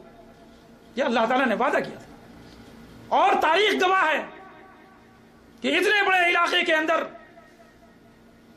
جب قرآن کے لوگ لے کے نکلے تو اسلامی تعلیمات کو پھیلا کے دم لیا اور لوگوں کو دنیا کے سامنے لوہا منوا لیا کہ واقعی قرآن اللہ کا کلام ہے اور اسلام امن پسند دین ہے. آپ تمام غیر مسلموں کا قول پڑھ سکتے ہیں، گواہ ہیں وہ لوگ. تو اس لیے ہمیں اسے پشے پشت نہیں ڈالنا ہے. آج جو رسوائی اور بغیرتی کی زندگی جو ہم جی رہے ہیں، اس کا سبب ہے کہ ہم قرآن سے دور ہو گئے. اگر ہم قرآن اپنی زندگی میں لے آئے تو وہی گارنٹی ہے، آج بھی گارنٹی ہے. اللہ کی گارنٹی نہیں ختم ہوئی، لیکن ہم اس کو اسی طریقے سے لائے جس طریقے سے اللہ تعالیٰ نے ان صحابہ کا ذکر کیا ہے کہ ہمیں ایسے لوگ چاہیے. ہم اللہ تعالیٰ سے دعا کرتے ہیں کہ اللہ ہمیں صحیح معنوں میں قرآن کا علم عطا کر دے اور قرآن والی زندگی اللہ ہمیں عطا کر دے. ہمیں قرآن سے محبت پیدا کر دے، ہمارے اندر قرآن کی روشنی پیدا کر دے. اللہ ہمیں یہ ذلت و رسوائی جو قرآن چھوڑ کر ملی ہے، اللہ ہمیں قرآن پڑھنے والا بنا دے. سبحان ربک رب العزت عما یصفون، سلام علی المرسلین والحمد للہ رب العالمین.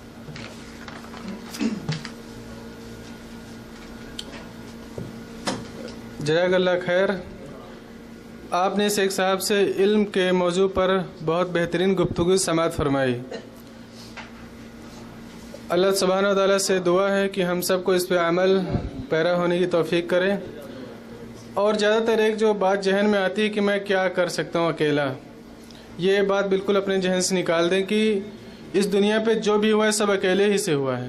آدم علیہ السلام اکیلے تھے، محمد صلی اللہ علیہ وسلم مکے میں اکیلے تھے، آپ بھی اکیلے کر سکتے ہیں. مثال کے طور پر ایک لڑکا تھا، پاکستانی انٹرنیشنل اسکول میں پڑھتا ہے.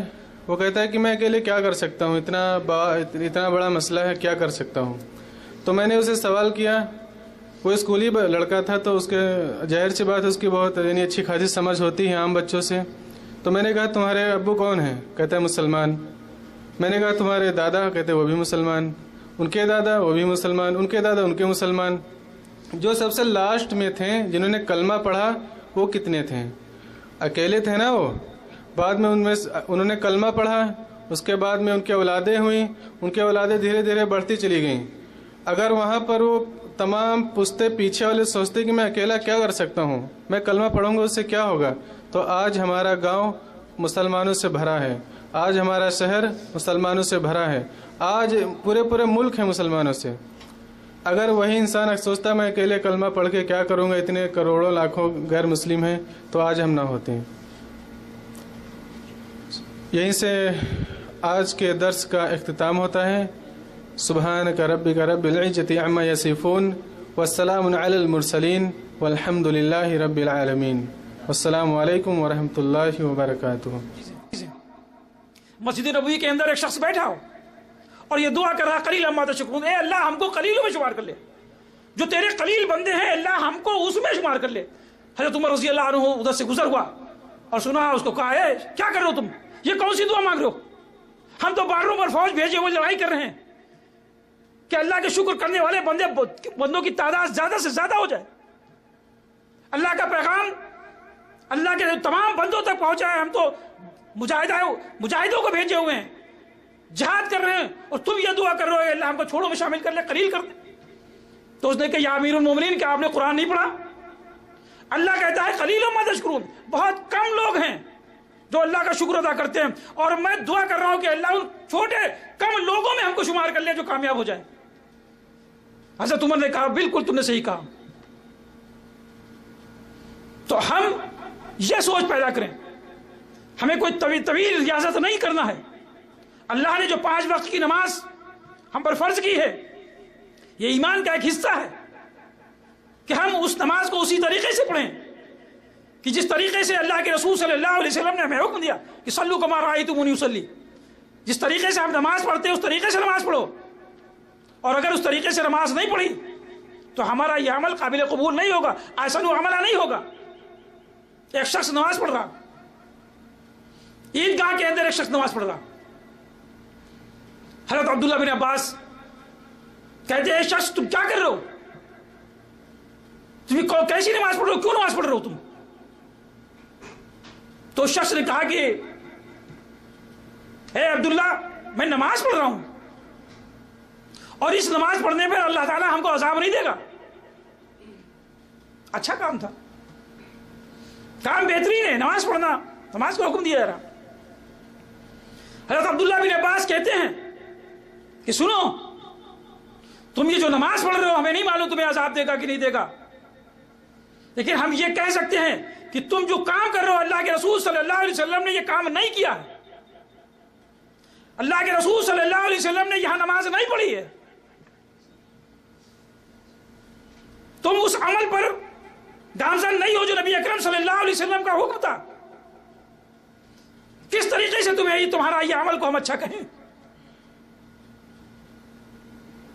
تو کوئی بھی عمل جب ہم عمل کرنے چلیں تو دیکھیں کہ یہ عمل الصالحات ہے کہ نہیں ہے، یا ایسا نہ ہو کہ ہم پوری زندگی ایک دھوکے میں گزار دیں کہ ہم عمل تو سب کر رہے ہیں، اچھے اچھے عمل کر رہے ہیں، ہم نماز بھی پڑھ رہے ہیں، ہم روزے بھی رکھ رہے ہیں، ہم صدقے و خیرات بھی کر رہے ہیں، ہم حج اور عمرے بھی کر رہے ہیں، لیکن کبھی غور و فکر کیا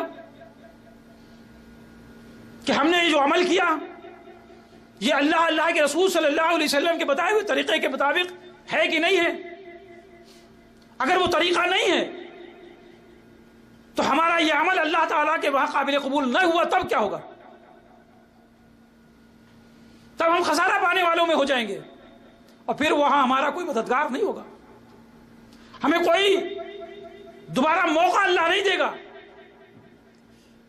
کہ تم سے یہ غلطیاں ہو گئی، تم شعوری طور پر نہیں سمجھ پائے لہٰذا ہم تمہیں دوبارہ چانس دیتے ہیں، تم اپنے عملوں کو صحیح کر کے آؤ، ایسا نہیں ہوگا۔ اسی طریقے سے متعدد جگہ لیا، ایک جگہ ہے کہ لنبلوہم ایہم احسن عملا، کہ کون زیادہ اچھے عمل کرنے والا ہے، ایک جگہ ہے کہ تم میں زیادہ اچھے عمل کرنے والا کون ہے، اور ایک جگہ ہے کہ تم میں کون زیادہ اچھا عمل کرنے والا ہے، یہ دونوں کو اللہ تعالیٰ نے خطاب کیا ہے۔ پھر ایک جگہ ہے کہ اِنَّا لَا نُضِيعُ أَجْرَ مِنْ أَحْسَنَ عَمَلًا، انہوں نے نیک اعمال کیے تو ہم اچھے عمل کرنے والوں کا اجر ضائع نہیں کرتے ہیں۔ اب اچھا عمل کیسے ہوگا، ہمیں کیسے پتہ چلے گا کہ ہمیں یہ اجر، ہم نے جو عمل کیا ہمیں اجر ملے گا کہ نہیں ملے گا، یہ کیسے معلوم ہوگا؟ کس طریقے سے ہمارے پاس کیا شعور ہے، کیا میزان ہے؟ تو اس کے لیے ہمیں سب سے پہلے علم کو حاصل کرنا پڑے گا۔ اگر ہم نے یہ کوتاہی نہ چھوڑی اور اس علم کو ہم نے نظر انداز کر دیا تو پھر ہمارے عمل جو ہیں، عملوں کی گارنٹی کوئی نہیں لے سکتا۔ گارنٹی اگر کوئی لے گا تو یہ قرآن اور نبی کریم صلی اللہ علیہ وسلم کی وہ احادیث ہیں جو گارنٹی دیں گی آپ کو کہ یہ تمہارا عمل جو ہے عمل حسنہ ہے، اس کا اجر اللہ تعالیٰ دے گا۔ لیکن اگر لاشعوری طور پر ہم عمل کرتے رہے تو لاشعوری طور پر کا عمل ہمیں خسارے میں ڈال دے گا۔ جس طریقے سے ہم دنیاوی کام کو اہمیت دیتے ہیں کہ کوئی بھی جب کام کرتے ہیں تو شعوری طور پر کرتے ہیں، اس کو لاشعوری طور پر کرنے سے جانتے ہیں کہ خسارہ ہو جائے گا، ہم کامیاب نہیں ہو سکتے۔ اسی طریقے سے ہمیں علم کو حاصل کرنا ہے، اور جو علم کے ذریعے سے اللہ تعالیٰ نے جو ہمیں فضیلت دی ہے، آپ سوچ سکتے ہیں کہ آخر اس انسان کو کیوں فضیلت دی گئی، اس میں ایسی کون سی خصوصیت ہے، کیا وجہ تھی کہ آدم علیہ السلام کے سامنے تمام فرشتوں کو اللہ تعالیٰ نے حکم دیا کہ آدم علیہ السلام کو سجدہ کرو؟ آخر کیا وجہ تھی، کون سی ایسی خصوصیت اللہ تعالیٰ نے آدم علیہ السلام کو دی تھی کہ جو تمام فرشتوں سے سجدہ کرا دیا؟ جیسے کہ اللہ تعالیٰ نے قرآن کے اندر فرمایا ہے کہ یرفع اللہ الذین آمنوا منکم والذین اوتوا العلم درجات واللہ بما تعملون خبیر، جو تمہیں ایماندار ہیں یعنی جو تمہیں ایمان لائے ہیں اور جن کو علم دیا گیا ہے، اللہ ان کے درجات بلند کرے گا۔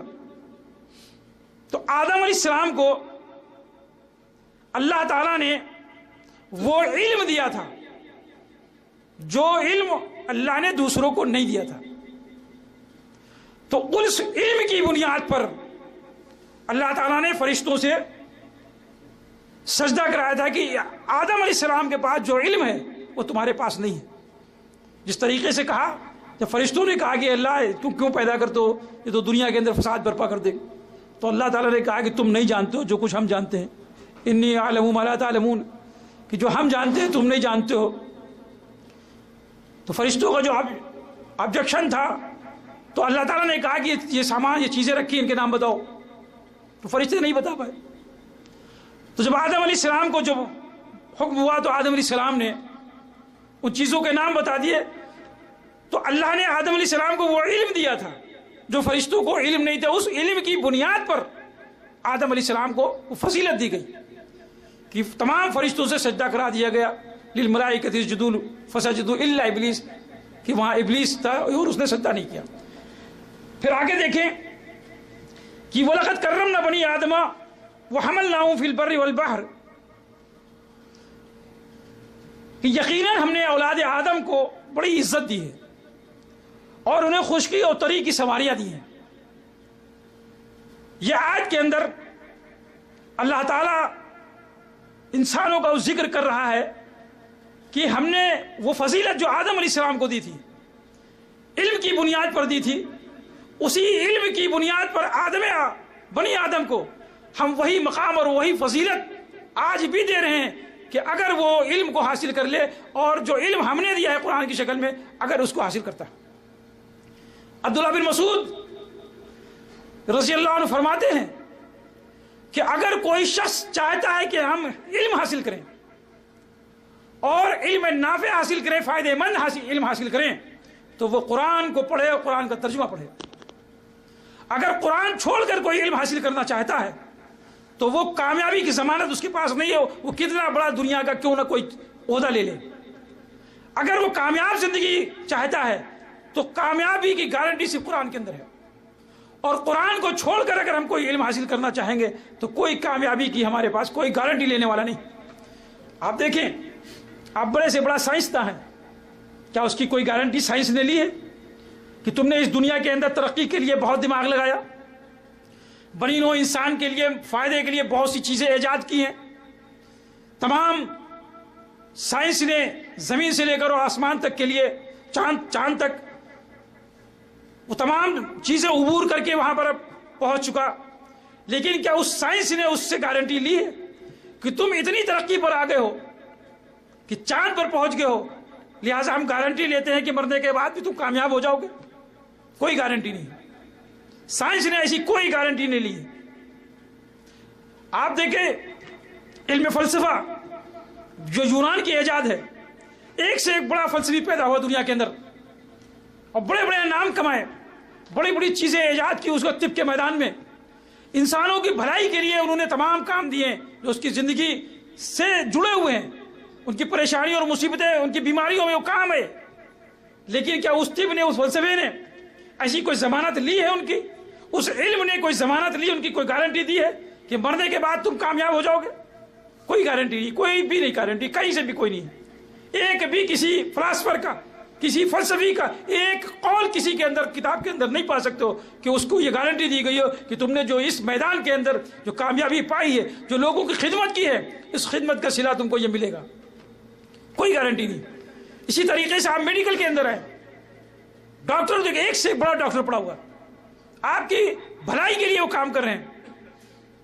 وہ اس میدان کے اندر اتنے آگے نکل گئے کہ آپ کو تمام ڈیمیج پارٹس کو ترتیب دے کر اصلاحی بنا دیتے ہیں, آپ کے کام کے لائق بنا دیتے ہیں.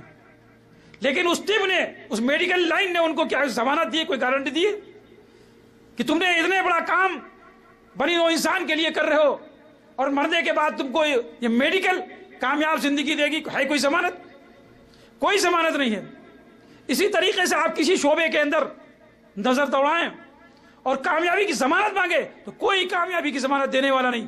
آپ بزنس مین کو دیکھیں جو دنیا کے اوپر دبدبہ قائم کیے ہوئے ہیں اپنے بزنس کا, سکہ ہے اور پوری ملٹی کمپنیاں بنائے ہوئے ہیں اور انٹرنیشنل پیمانے پر وہ اپنا نام پیدا کریں، لیکن کیا وہ بزنس ان کی ضمانت لیتی ہے کہ مرنے کے بعد جو تمہاری یہ بزنس ہے، جو تمہارا یہ سرمایہ ہے، تمہیں ضمانت دیتا ہے کہ کامیاب ہونے کے بعد تمہیں ہم ضمانت دیتے ہیں کہ کامیاب ہو جاؤ گے؟ کوئی بزنس مین آج تک کے ایسے کوئی بھی کہیں سے ایک لفظ نہیں پا سکتے جو بزنس کے اوپر سبجیکٹ کے اوپر جو پڑھتے ہیں۔ آپ ان سے پوچھیں کہ تم نے بزنس سبجیکٹ جو پڑھا ہے، کیا اس کے اندر کوئی ایسا قول ہے کہ جو ہمیں مرنے کے بعد ضمانت دیتا ہو ہم کہ دنیا کما کے اس کے بعد ہمیں ضمانت ملے گی؟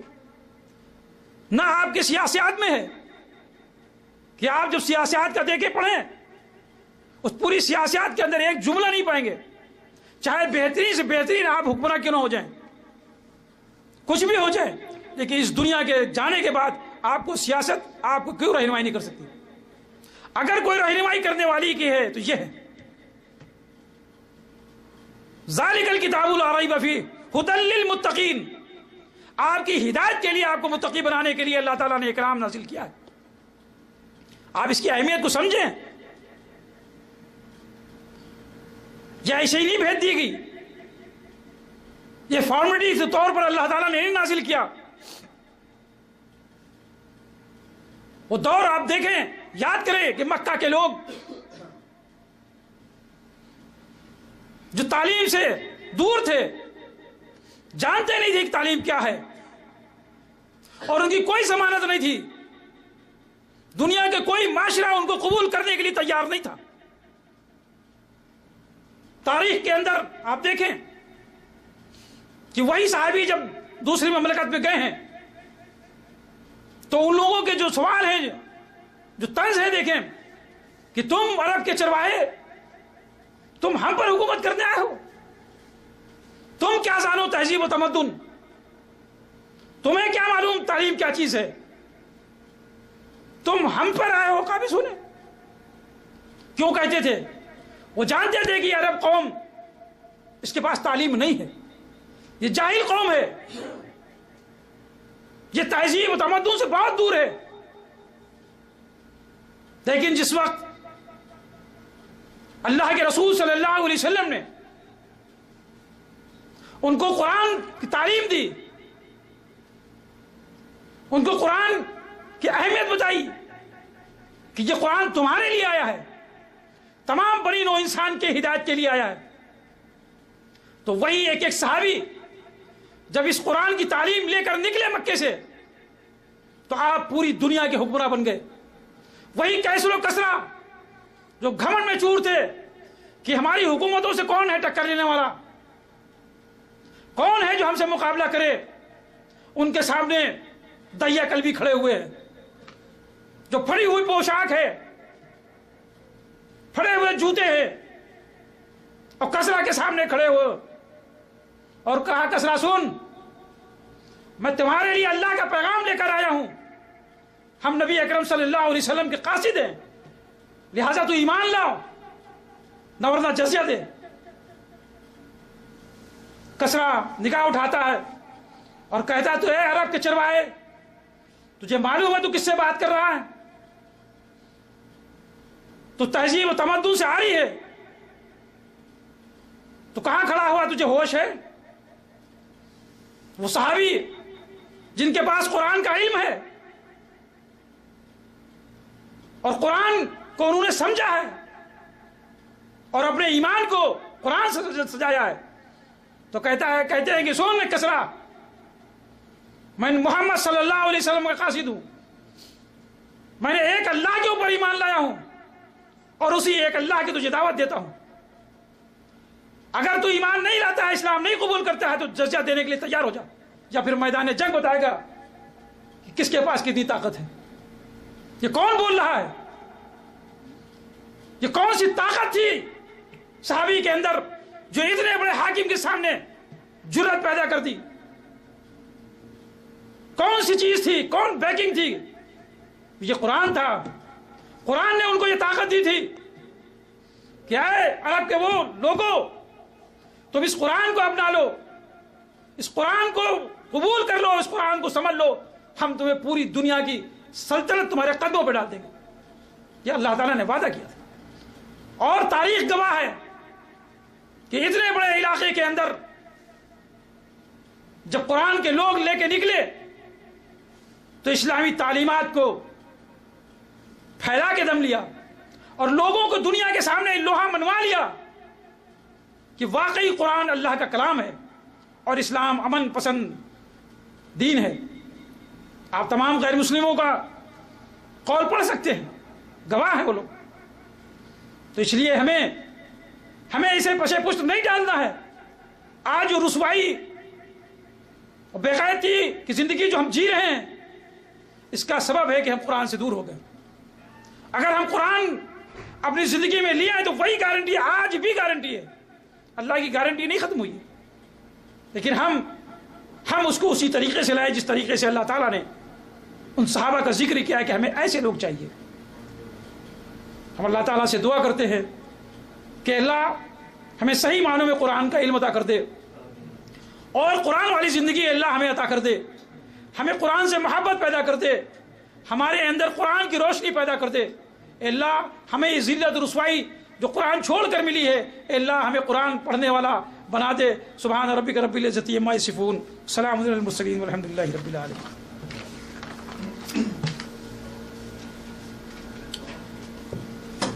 جزاک اللہ خیر. آپ نے شیخ صاحب سے علم کے موضوع پر بہت بہترین گفتگو سماعت فرمائی. اللہ سبحانہ و تعالیٰ سے دعا ہے کہ ہم سب کو اس پہ عمل پیرا ہونے کی توفیق کرے. اور زیادہ تر ایک جو بات ذہن میں آتی ہے کہ میں کیا کر سکتا ہوں اکیلا، یہ بات بالکل اپنے ذہن سے نکال دیں کہ اس دنیا پہ جو بھی ہوا ہے سب اکیلے ہی سے ہوا ہے. آدم علیہ السلام اکیلے تھے، محمد صلی اللہ علیہ وسلم مکے میں اکیلے تھے. آپ بھی اکیلے کر سکتے ہیں. مثال کے طور پر ایک لڑکا تھا، پاکستانی انٹرنیشنل اسکول میں پڑھتا ہے. وہ کہتا ہے کہ میں اکیلے کیا کر سکتا ہوں، اتنا بڑا مسئلہ ہے، کیا کر سکتا ہوں. تو میں نے اسے سوال کیا. وہ اسکولی لڑکا تھا تو اس کے ظاہر سی بات ہے اس کی بہت اچھی خاصی سمجھ ہوتی ہے عام بچوں سے. تو میں نے کہا تمہارے ابو کون ہیں؟ کہتا ہے مسلمان. میں نے کہا تمہارے دادا؟ کہتے وہ بھی مسلمان. ان کے دادا؟ وہ بھی مسلمان. ان کے دادا؟ ان کے مسلمان. جو سب سے لاسٹ میں تھے جنہوں نے کلمہ پڑھا وہ کتنے تھے؟ اکیلے تھے نا وہ. بعد میں انہوں نے کلمہ پڑھا، اس کے بعد میں ان کی اولادیں ہوئیں، ان کی اولادیں دھیرے دھیرے بڑھتی چلی گئیں. اگر وہاں پر وہ تمام پشتے پیچھے والے سوچتے کہ میں اکیلا کیا کر سکتا ہوں، میں کلمہ پڑھوں گا اس سے کیا ہوگا، تو آج ہمارا گاؤں مسلمانوں سے بھرا ہے، آج ہمارا شہر مسلمانوں سے بھرا ہے، آج پورے ملک ہے مسلمانوں سے. اگر وہی انسان سوچتا میں اکیلے کلمہ پڑھ کے کیا کروں گا، اتنے کروڑوں لاکھوں غیر مسلم ہیں، تو آج ہم نہ ہوتے. یہیں سے آج کے درس کا اختتام ہوتا ہے. سبحانک ربک رب العزت عما یصفون والسلام علی المرسلین والحمد للہ رب العالمین. والسلام علیکم ورحمۃ اللہ وبرکاتہ.